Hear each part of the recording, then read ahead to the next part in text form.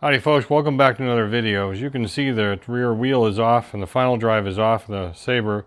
Well, I'll show you. We got a little problem we're going to have to make a special tool for.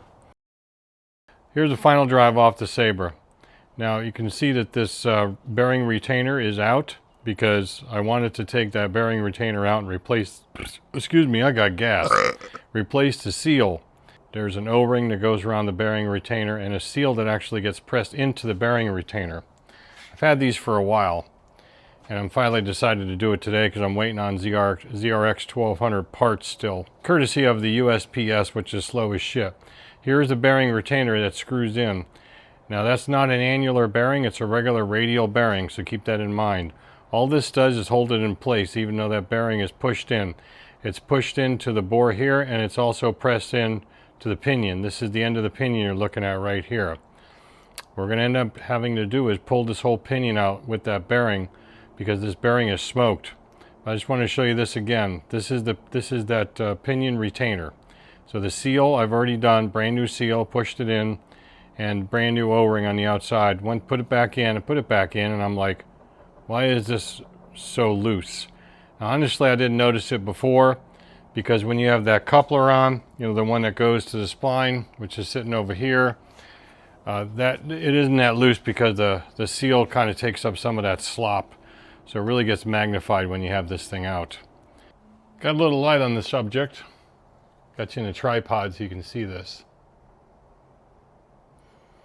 So that's not the outside of the bearing moving, it's the inside on the shaft. This bearing is absolutely smoked.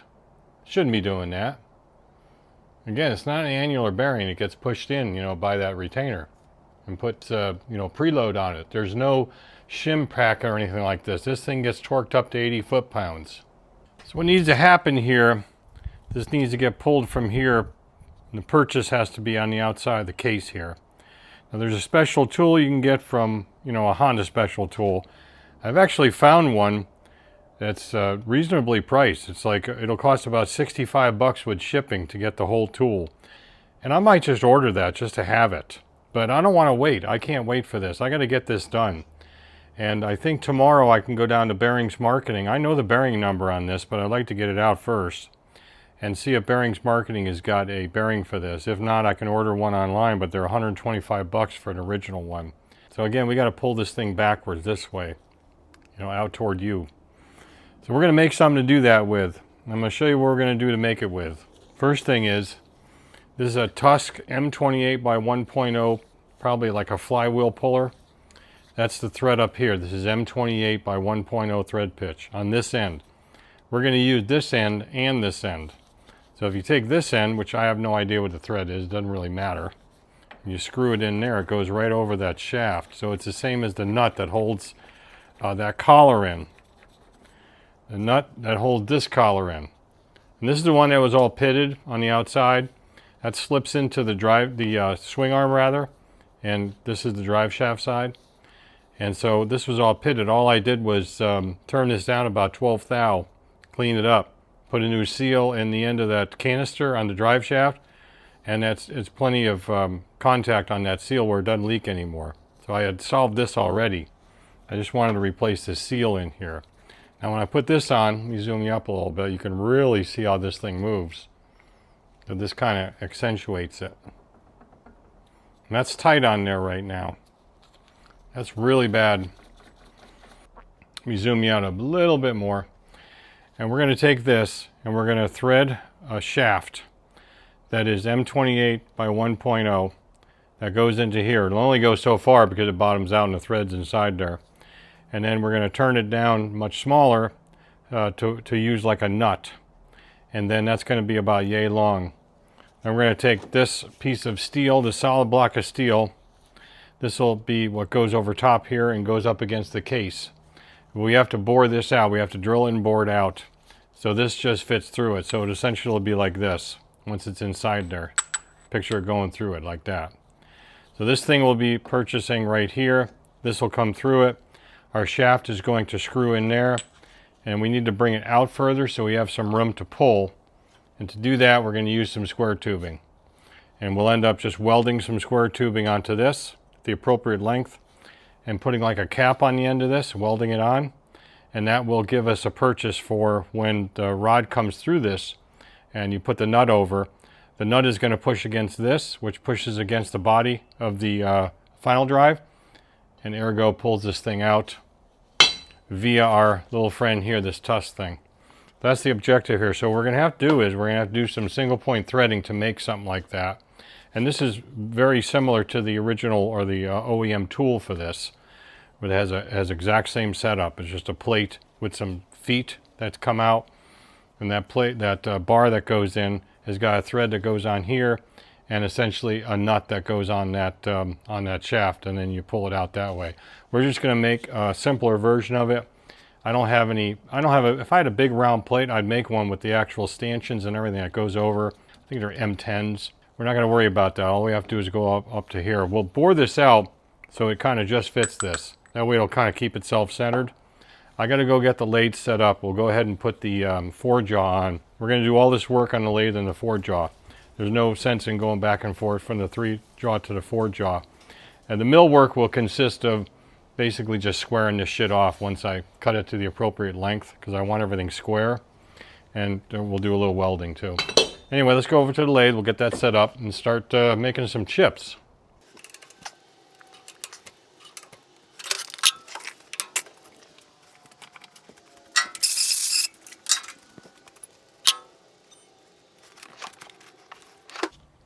Okay. We have to use our 4 jaw after doing the balancing on it. It's the first time I've actually used it for something after that. If you haven't seen that video, I recommend you do that.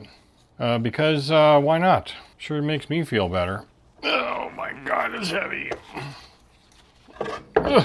You bastard. Ugh.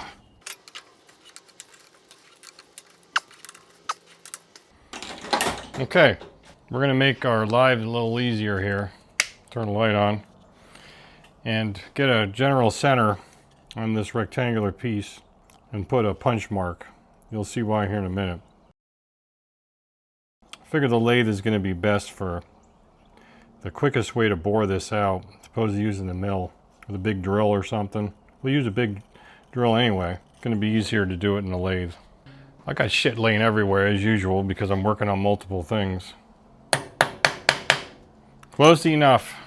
I can use the edge of the jaw on these lines, kind of get it somewhat even here. And I can also see that this is way off this way as far as the lengthwise goes.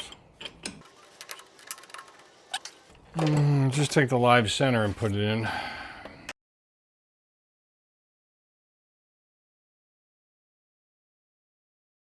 And just start snugging.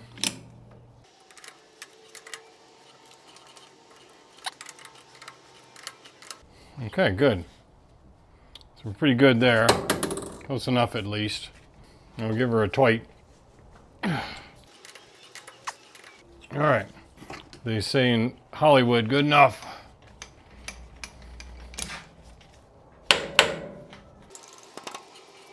Yeah, that's pretty close. I'm happy with that. Chuck in. Just run at 600 for this. No big deal. See how she turns. So I turn it on.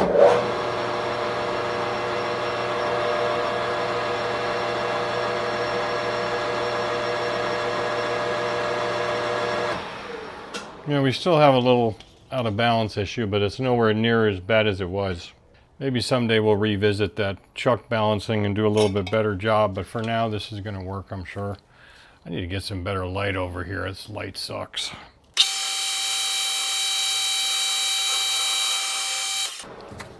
Okie doke. I have some big Morse taper drills. We're going to end up using this guy, which is a 1 1/8, but not now. We're going to run like a 1/2 inch through it first. Then we'll run that through. It'll be a little bit a lot to ask for that drill. I mean, it's fairly sharp, but certainly sharper than my brain is right now. This is most definitely the way to bore a hole quickly of that size through a piece of material like this, because doing it on the mill, I mean, I could do it in the grizzly drill press, but that thing is kind of anemic for big shit.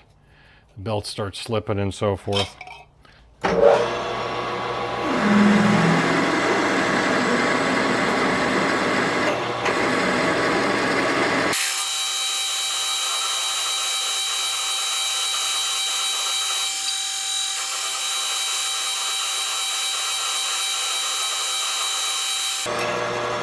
Okay. You can see that the drill bit is not, you know, going. So we got it pretty straight there, which is a good thing. I gotta make sure it's not too big. You know, normally I like things that are big, but you know, in this case, I want to make sure we don't blow this dimension. It's not critical, but you know. Yeah, 1.250 inch and a quarter. So inch and an eighth would be perfect. I'm gonna go get my spray bottle of coolant and we're gonna run it with my version of like flood coolant. Really the best thing to do on this would be to have like the mister set up, but you know, I don't really feel like dealing with all those vapors. I got enough vapors to deal with and they come out of me. Let's go 360. That should be pretty good for this bit. And we actually may need to go slower. Let's try it.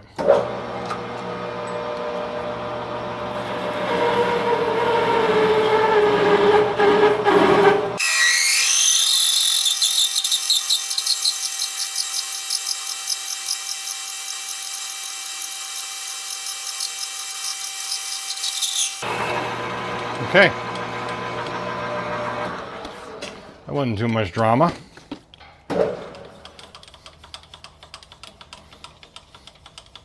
We're squared up, ready to go. Everything's tight. Let's see. What am I going to run this as? Run this one at 600.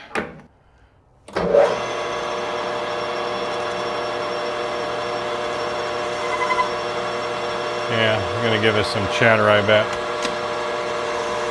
Maybe not.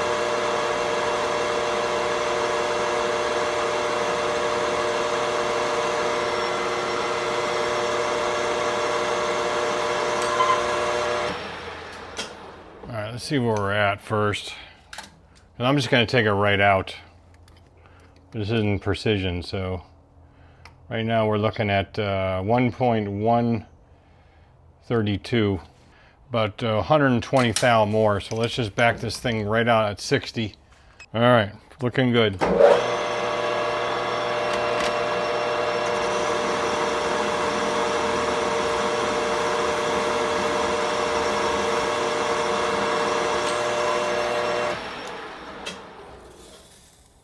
That's it right there, yeah. Okay, I'm just gonna bang this right out. It'll be taken off about, let's see, about 120 thou total it should be.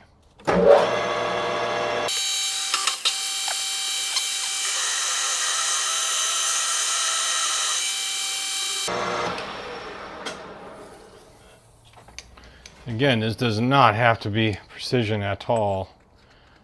But I'm going to go a little bit bigger so we got a little bit more clearance. Probably a spring pass will do.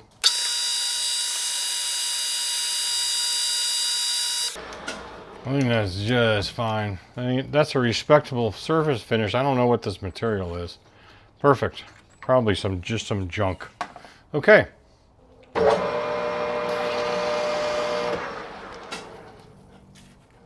Okay, this we're going to make our rod, our puller rod out of. I believe this is 1045. I know I bought it locally, so I would say I pretty much only buy 1045 when I go down to metal supermarket, so I'm pretty sure it is. This is inch and 3/8, so roughly 35 mil. So I've got this preset to about that. Right now, all we're going to do is just put it in the jaws, and it does not need to be concentric because all I want to do is face it. Yeah, who cares?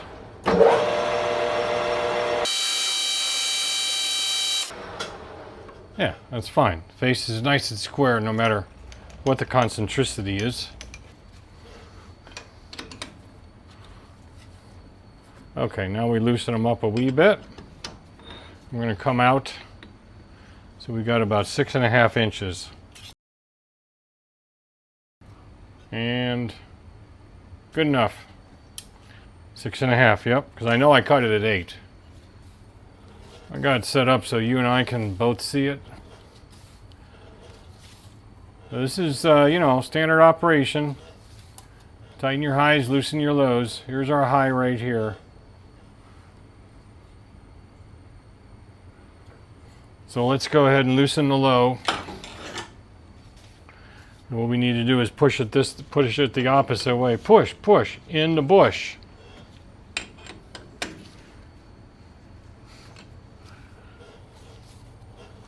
Not bad, huh?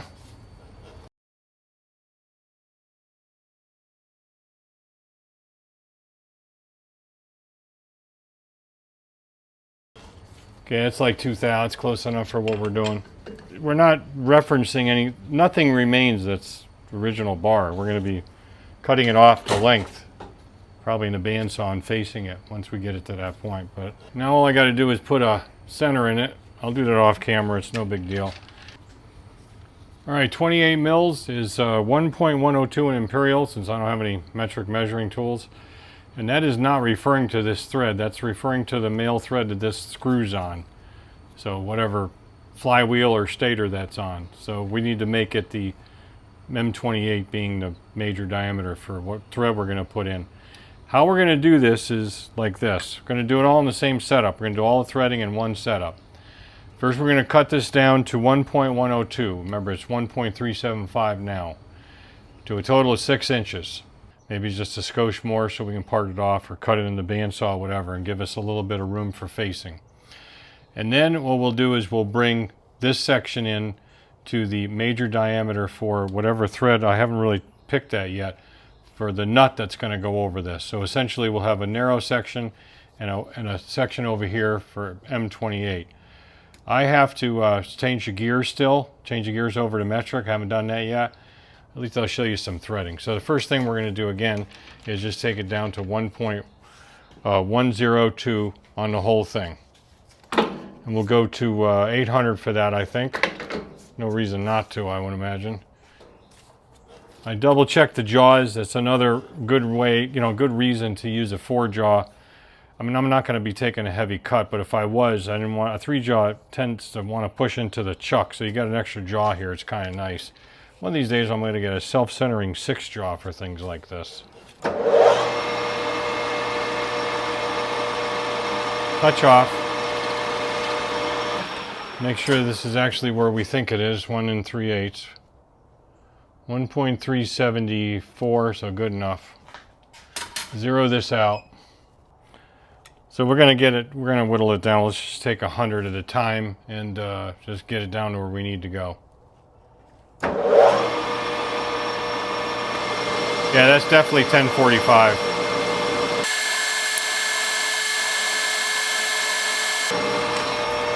One thing I forgot to do though is this. Set the Z, come back, go up 6 inches.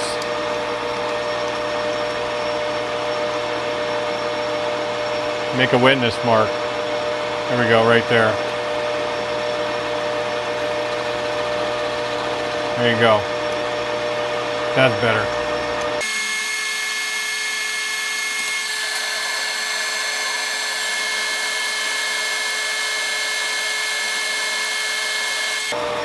Let's get that feed up a little bit more. Come on.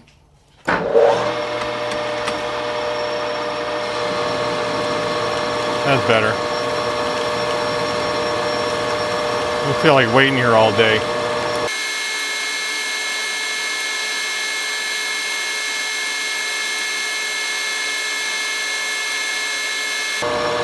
There's 6, but let's go to 6.1. 6 inches, 100 thou. Right there. Go to another 100, yeah, another 100 thou. That's 50 on a side. That's 200.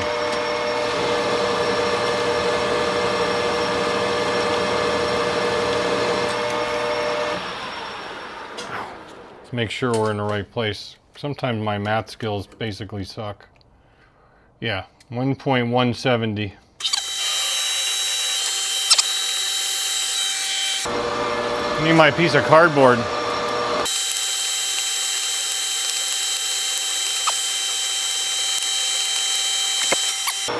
God dang it.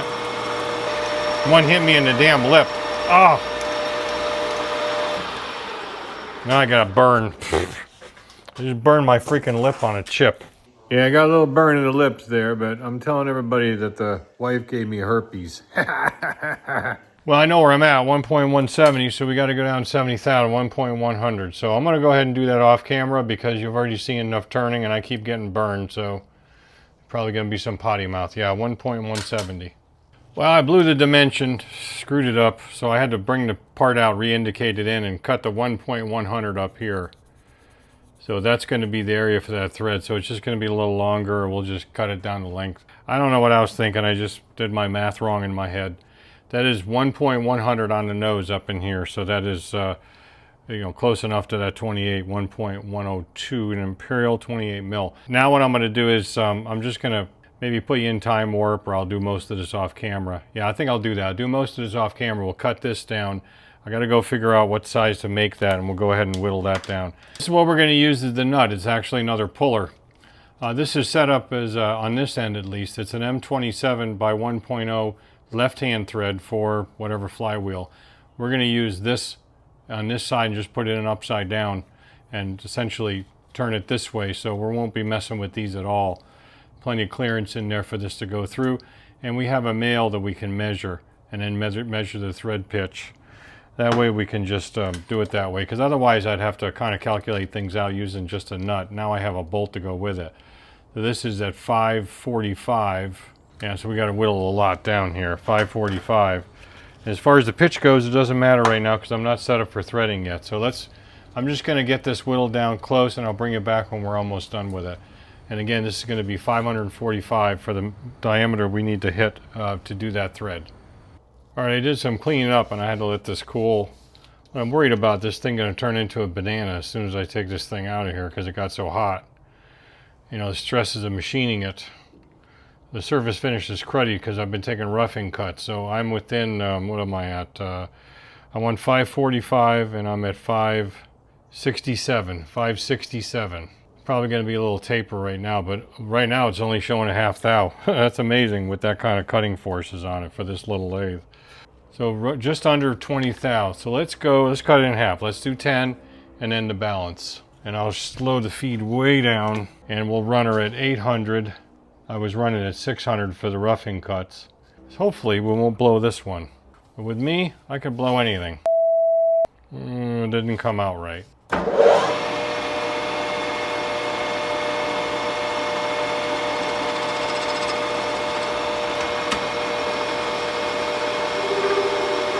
Oh, I see what happened.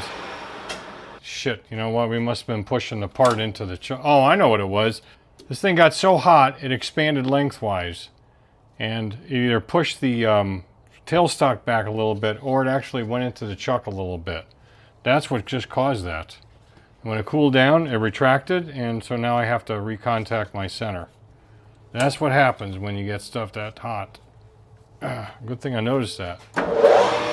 You could have said something.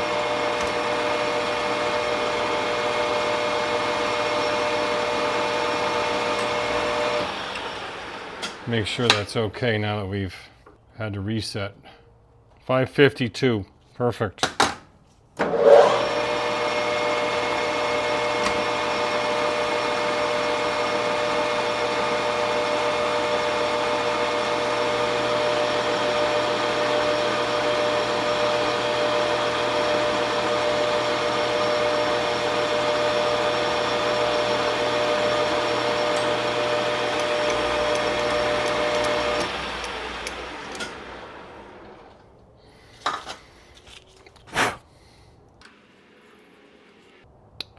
.552, and maybe a couple of tenths. And 551 and maybe 8 tenths, so we're really close. We're within a half thou. I'm okay with that. This thing's not cutting a significant taper at all, which is amazing. Now we'll just do a finish cut and we'll bring her down to 545.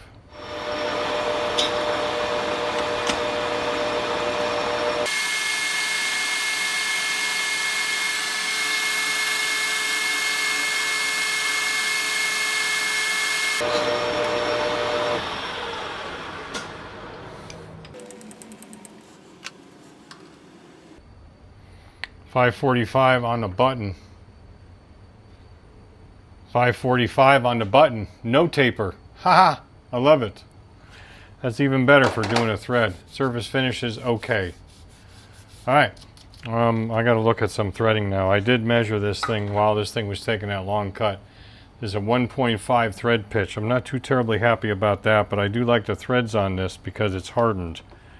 This is a hardened part, so I'd kind of like to use that, but it is a 1.5. Let's see, here's 1.5 thread pitch. That would be the long one we're doing. And then I need a 1.0 thread pitch, which is way up here. So we just need to change, we'll leave the 60 on the feed shaft. We just got to change between a 26 and a 50, so it's not too bad. I'm going to get set up for that threading now, and then I think I'm about out of time for today, but we'll just leave the setup the way it is. Well, I got a little bit more time before I got to stop today. Let's go ahead and make a couple passes at least. Remember, we're doing a metric thread, so we got to stay engaged technically. I mean, there are ways rather around that, but it's not necessary because although I am going up to a shoulder, I don't have to go all the way up. I don't even know how much thread I'm going to need ultimately, so I'm just going to stay a comfortable distance away and then reverse the lathe and come back like we normally do. Do a scratch pass on at least, you know, part of it and make sure that we know that we are looking at 1.5 thread pitch. Let's start at 270 to start with, yeah. Start at 270. We can always bump it up from there.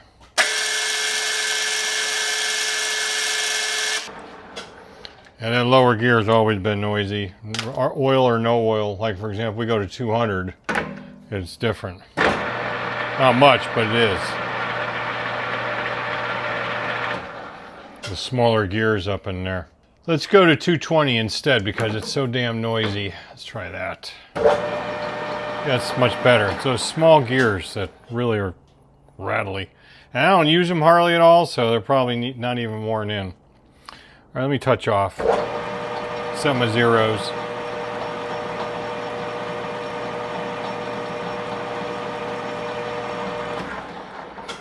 I'm going to set my zeros on the compound, set my zero on the cross slide, set my zero on the DRO. Go over to threading.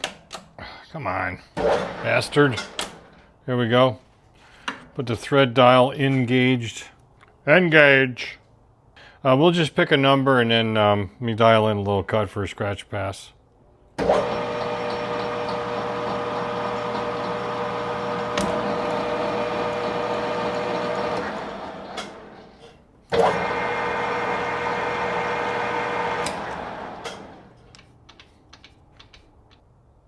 Yeah, it looks like 1.5 to me. Okay.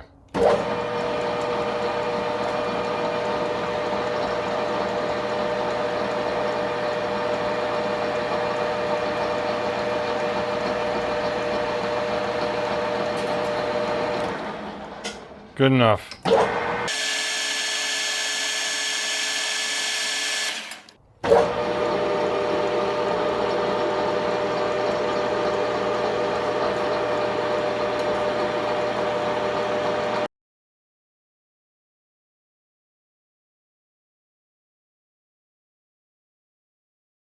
We have a wee bit of cresting of the thread, so let's go ahead and check it. Since we know where we're at. Oh no, but it's starting, but it definitely needs more. I can tell. If there's a way to screw it up, I will find it.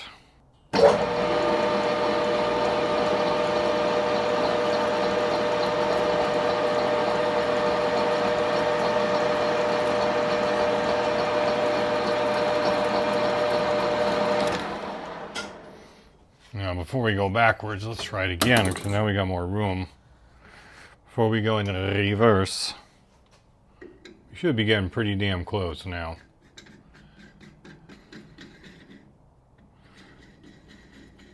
Look at that son of a gun. Now, I'm telling you right now, that's bitching. I mean, there's just a teeny bit of play on that one. Look at that. See, that's why I wanted to use this. It's actually pretty nice threads on it. And Oh yeah, we got just a little bit of clearance in there, so we're good. And whoops. All right, so now that we know this is good, we got to do this one up here. But as far as this fitting over, to test this, I need to be able to test these threads up in here. Let me get this, well, no, I need the center. I'm going to take the center out of the way to show you, but I'll just bring this in a little bit. Actually, I'll go freehand job here and show you. Since this goes over like that, when we cut these threads, which we can do in this setup, I thought I was going to have to change the setup. We can just put it over like this to test them. Because this obviously fits over. It doesn't fit over by much, and I did not even check that. So this is just luck that it does. So when we cut these threads, the 1.0 pitch, these tomorrow, I don't have to worry about thread depth or trying to calculate it or figure it out.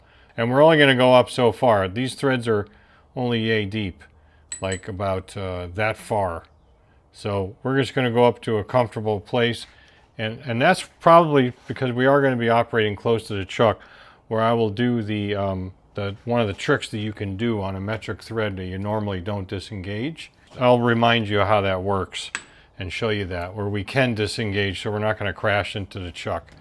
That's all for tomorrow. See you tomorrow. All right, folks, good morning. It is the next day. I already took the dog for his walk. We are back. We're going to get back into this. Now, I wasn't clear on something yesterday. I wanted to make it clear right now as far as utilizing this instead of going directly from some sort of a puller rod into the pinion shaft end that's got the thread. Remember, it's got this thread. And I did not honestly take the time yesterday to figure out what this was. I know what that is. That's an M28 by 1.0, which is what we're going to cut here. But I'm thinking to myself, if I had an M whatever this is, you know, this thread here, I could just punch a thread in the end of this rod as well, you know, spin it around, chuck it up, and then drill a hole and tap it, if I had the tap and I knew what this was. So this morning I took a quick look at this, and I do have another driver shaft from my puller kit, you know, my different pullers, and it's labeled as an M16 by 1.5 thread pitch. So that is the male thread size and pitch on the end of the pinion shaft. M16 by 1.5 rather, which is what this is here. Again, just as a reminder, my original idea was this would screw onto the pinion shaft.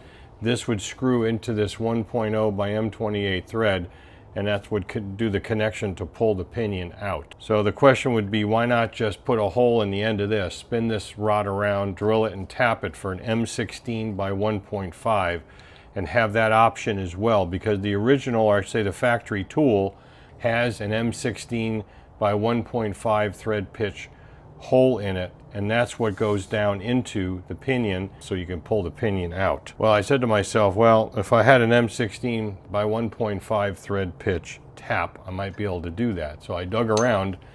Turns out I do. I do have an M16 by 1.5 thread pitch tap. However, it's an older Irwin tap. These are not very good quality to start with, and I think it's fairly dull. And if I take this after we cut this 1.0 M28 thread, which we're still going to do, spin this thing around, chuck it up in here, you know, it's some aluminum, and even with the four-jaw, like on Titan to nuclear specs, I think it'll still spin because it's going to be a lot of tool load to try to power tap this. I might try this off camera anyway and see if we can at least get it started straight. Maybe I can muscle it in by hand. All I need is about a 13 mil depth of this thread, and then we can actually go directly from this shaft into that M16 thread on the end of the pinion if we so choose to do so. Right now we're going to stick with the plan though, and we're going to go ahead and cut the M28 by 1.0 thread pitch. So this will screw on, this side goes into the pinion, and so forth. I'm going to show you the operations that I use when you're up close to the chuck and you're cutting a metric thread in an imperial lathe. You're not supposed to disengage rather, the lead screw. Like we did on this, we went forward and backwards without ever disengaging the lead screw. There is a way to do it when you're cutting a metric thread, and it works every time. And it's essentially utilized for a situation like this, where your thread's going to stop up closer to a shoulder, or you know, you don't want to crash it into the chuck either. So we'll show you that. Maybe I can get a second camera going to show a couple angles on it. And then we'll go ahead and get this cut. I only need that much depth anyway, whatever that is. Let's see what it is. It's about 13 mil. So we'll go 13 mil, ½ inch in as far as the depth goes, plus a little bit. Probably go longer with this because if I only do a short length of thread, I have to part this off very short. And then there's not going to be much material in there if I so choose to drill and tap that M16 hole on the end of it. So right now what we'll do is we'll make a witness mark just in that spot using the threading tool.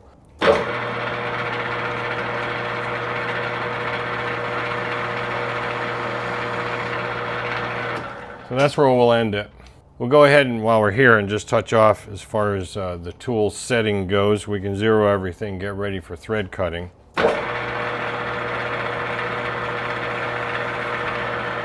Set the X to 0 and all the dials to 0. When you're doing thread cutting, it's important to have redundancy, as you know from me making mistakes in other videos in thread cutting. You want to have your dials set on 0 because you need to come back to 0 and your DRO on 0. I'll show you what I mean. So you got the X set on 0, that's your cross slide. I've got the cross slide itself set on 0. We're touched off up there. And right now I've got my compound set on 0. This will not come back to 0 because we're going to advance the tool with it. But we're going to start on 0 and then move in from there. And just use the X-axis up here to bring it back. So the X-axis is where it started. We're always going to start on the same spot and just advance the compound at 29.5 degrees. On a fine thread like this, which 1.0 thread pitch, depending on where you read it, is really kind of a fine thread, metric thread. You probably don't need to use the compound. You can simply just go straight in with the cross slide. But since I'm set up for it and I'm used to that, that's just what I'm going to do on this particular thread. Set you up and see if we can show you a couple of different angles of how I do this. And hopefully it'll help you out in the future if you're doing some threading like this. All right, when you're doing something like this, first thing you're going to do is make sure that your thread dial is engaged. You can see it is because it's turning when I move the carriage up and down because our lead screw is not turning, ergo this is going to turn instead. And I'm just going to back it off here a little ways. And what we're going to do is we are going to pick a number. It doesn't matter which number. In this case I like to use number 1 right there. So there's your dot.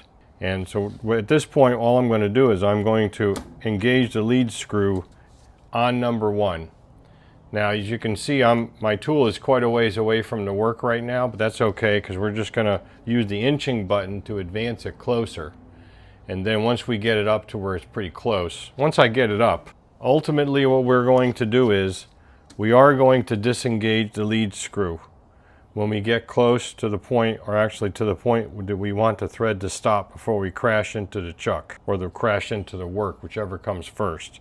And we shut the lathe off by simply releasing the inching button. I'm not going to use the lever here for this on the forward. I'm only going to use it on the reverse. It's much easier for me to grab the inching button and hit this, which advances the tool down the cut.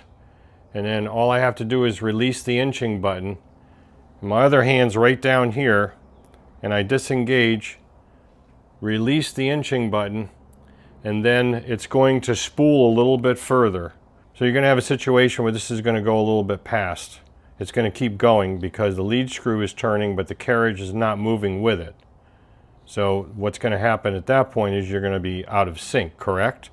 Well, you're going to be out of sync toward the positive. In other words, if it was advancing forward, because the lead screw is turning in that direction. Well, what if we simply reverse the lathe using this lever here, and then re-engage the lead screw exactly on that same number? Now we are synced back up.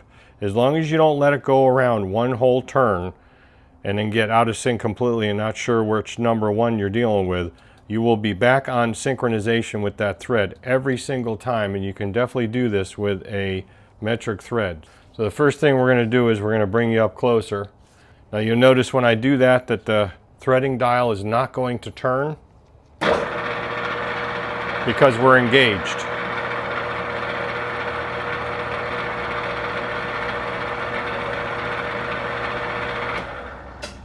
Now I am already set up with a 1.0 thread pitch. Off camera I took the time and did a gear change. Time for a gear change.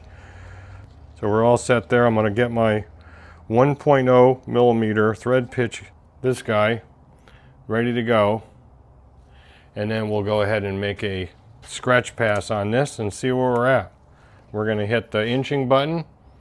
Let me back you out on this one a little bit so you can see. We're going to hit the inching button, bring us up to where we need to go, and then we're going to disengage. And you'll see this goes a little bit further.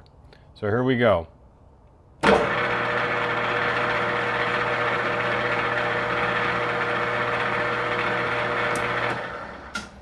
Okay, you see how it went a little bit further now. So that's not a problem. And up top side here, we are where we want to be for the thread. But before I reverse anything, let's go ahead and check that pitch. Something doesn't look right. Oh, I know why. Shit. I know exactly why. I forgot to change the gearing on the gearbox. I changed the gears and I forgot these guys. What an idiot. These guys right here are set wrong. That's the whole problem. So let's go ahead and just back this off. Let me zoom you out a little bit. This is mistakes you make. Threading can be a challenging operation because it's really easy to make a mistake. And so this is the mistake I made. I have this set still down here at 1.5, where I was at B4 or B6. So I need to come up here to 1.0. Let's see, B5, not B6. So we're one setting off on the gearbox. We are set on 6. So we need to be 1, 2, 3, 4. We need to be here. This is the only mistake I made, is I'm off here. I'm on B here, but I was on 6 instead of 5. So I'm going to go ahead and make that scratch pass again. But right now I can still show you this. So right now we're off on that number 1, which is no big deal. Because right now I'm going to reverse the lathe and then I'm going to re-engage it on number 1, and I've already backed the tool off, so I'm not going to crash that. Re-engage. Now we're back on 1. Now I'm going to go ahead and bring myself back up to 0 as far as the cross slide goes.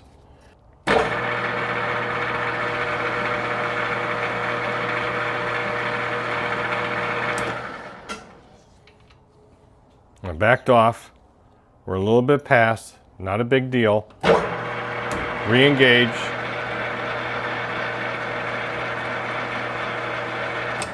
And we are absolutely set back up on the same synchronization for the thread. It's as simple as that. And where I got this from was, let me get my cross slide re-zeroed here, is Max Grant, Swan Valley Machine Shop. Well, g'day Max there again, and welcome back to the shop. I'd been wondering about this for a long time actually, and Max had a tutorial on it on one of his videos a while back, and I'm like, holy cow, that's how you do that. Because, you know, I'm like, I got to thread up to a shoulder in metric. I can't risk crashing the tool. So I have to disengage. Well, how the hell do you do that? Yeah, now that looks 1.0 right on the nose now.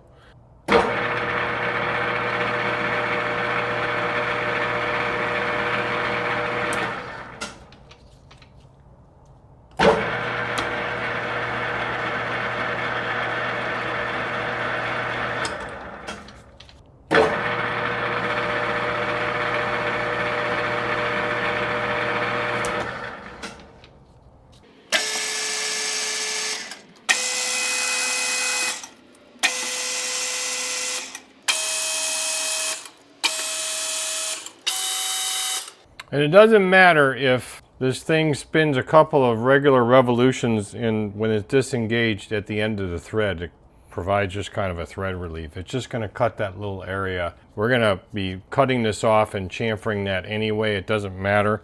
What matters is you got to back that tool off to get it out of the way before you reverse. That's the important part.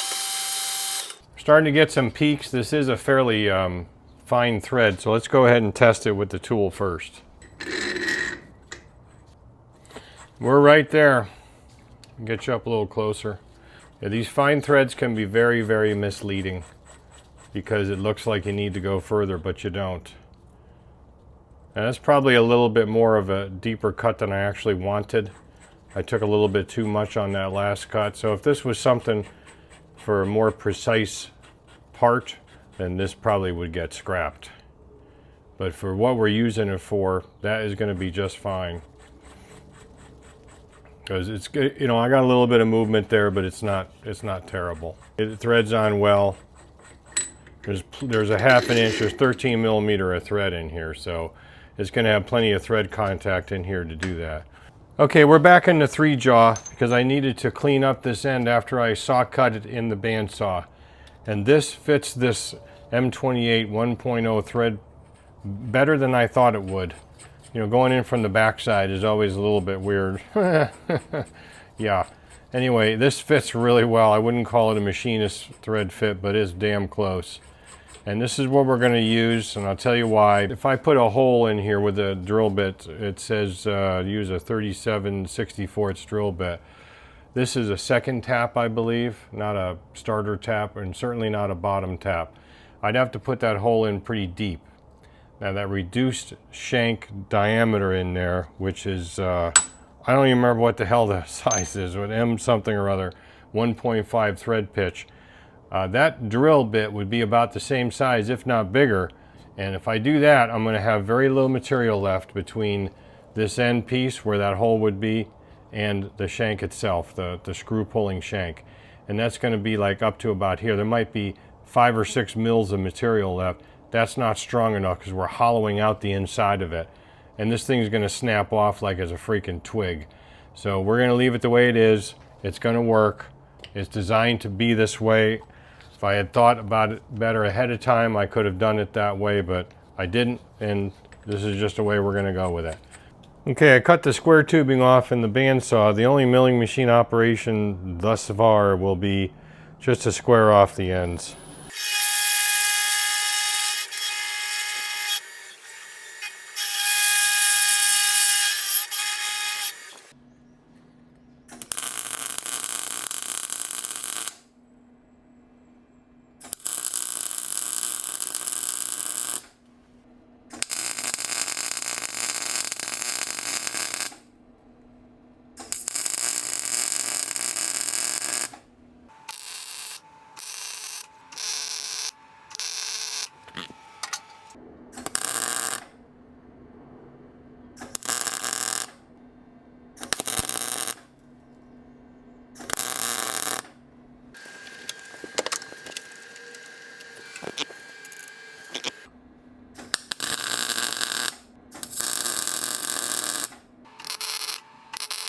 Okie doke, got the nut on here, got some aluminum shims between the steel block. This thing fits perfect. I'm just going to hold some pressure on that so I don't lose my shims. So there's your, whatever that is. I forgot what we cut that at. I have an 1.1/8 wrench here because it's the only thing I got to fit it right now. If I have to hit it with an impact in a socket, I'll see what I got. Now to keep it from turning, what you do here is you take the drive assembly out, that cushion assembly from the rear wheel, the spline that goes into the final drive itself.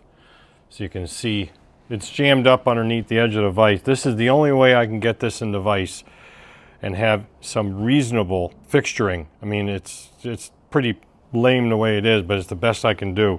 But this locks this up, and the block gets locked up from turning because it's up against this stud. You said stud. So let's try it. All we can do is try and see if we can get this out. If it's not that much of a push in there, then I think we can be successful. I hope we can be successful, but I'm gonna find out here. Get some tension on it. Oh yeah. That sounds very promising. Oh yeah, well, that isn't too bad. If I can keep the son of a bitch in the vise and we don't run out of travel, I think this is going to work. Now getting the sucker back in is going to be a problem because with the service manual says to drive it in partially and then use that bearing retainer to seat it all the way. And there's some change you have to make to the spacer between the bevel gear and the bearing, according to the service manual. We'll figure that out when we get to it. I mean, I got to do something. It's either that or replace the whole final drive with another used one. And what are you getting then?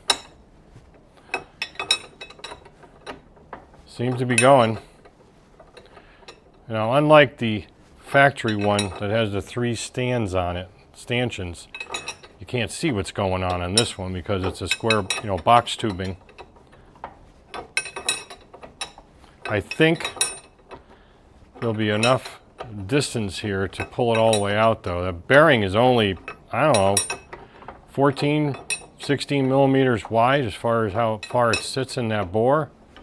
So you would think that, we'd have enough. I hope we do. You can see the end of the bolt coming out right there. I don't want to back it off and check it, to be honest with you, because resetting this is going to be a pain in the butt, so it either goes or it doesn't.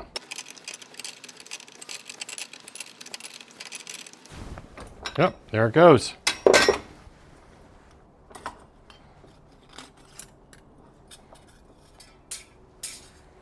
And there it is.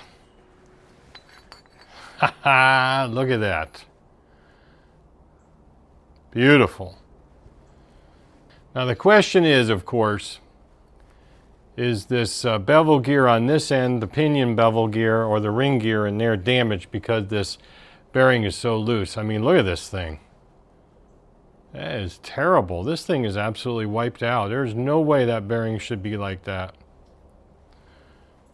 I mean, it spins okay, but it's very loose. And being it's not an annular bearing, it does have a funky look to the outside of it, though. I'm not really sure. It may be a very special bearing. And I might only be able to use an OEM one. All right, well, let's get it off here. Take a better look at it. Let me take it off the tool. Okay, let's take a close look at this. This is obviously the outside, or the input side of the pinion shaft. That bearing race holder is weird. Looks like it's made out of plastic. And on the inside, it has no such holder. This is not, I repeat, not an annular bearing. It is a radial, deep groove radial ball bearing. I found multiple listings for a 6305. It says 6305 RBI, so Romeo Bravo India. And so I looked up what RBI is, and RBI refers to a manufacturer of this bearing. So it says Koyo though. It's a Koyo bearing. I don't know if that's a parent company thing, and I looked it up on Partzilla. The replacement bearing, which is 125 bucks, is exactly the same number as that. You can see it in the picture, 6305 RBI. Runs batted in. So I'm not really sure what the difference would be between a regular 6305 of a good quality bearing manufacturer and this one. I just don't get that. I don't know what that's for. Besides, the only thing I could think of is that this is some sort of a baffle to keep the oil on the inside of the bearing as opposed to coming out. Kind of restricts the flow of the oil to keep it in the bearing. That's bullshit. You can see that movement. There is no question that this bearing is bad. It should not be doing that. If it was some sort of an annular bearing or some sort of a bearing with some preload on it, like a crush bearing, like on a differential on a car or something, where you can set that preload, then I would say okay, but it's not. It's a radial ball bearing. I'm going to off-camera press this out by just using a bearing splitter in the press. Push it down, push the shaft down this way and hold the bearing with a bearing splitter. We'll take a better look at it then, and then I'm gonna get in the truck or the sidecar rig or something and run down to Scary Soda again and see if we can find a 6305 bearing. Maybe the gentleman at Bearings Marketing knows what that is. Maybe he's seen that before. I don't know. I'll see if I can get edumacated on it. We'll take this O-ring off and I'll see if I can press it out. So I'll be right back. All right, folks, this one's done. It's in the can. We're going to get it up on the channel. As I put at the very beginning of the video, my objective was just to show you the creation and manufacturing, machining, facing, turning, threading, welding, milling, whatever else I did on it. I don't even remember at this point. My head is spinning. To get that pinion assembly out of this final drive, which wasn't all that much drama after all. It was actually pretty easy to do. In fact, if I had a big ass slide hammer and the right attachment on the end of that thread on this thing, I probably could have slide hammered, that's tough to say, this whole assembly right out. It was really a little bit more than interference fit, but who knows. So I hope you got something out of the machining side of this video at least, but we have to call it at this point and we have to stop. Number one, it would be too long to extend it down the road. There will be a video number 2 because the number 2 part of that is that the bearing that came off of that pinion assembly is a wackadoodle weird alien bearing that I've never seen before. It really threw me for a loop, so let me show you what it looks like, give you a little teaser.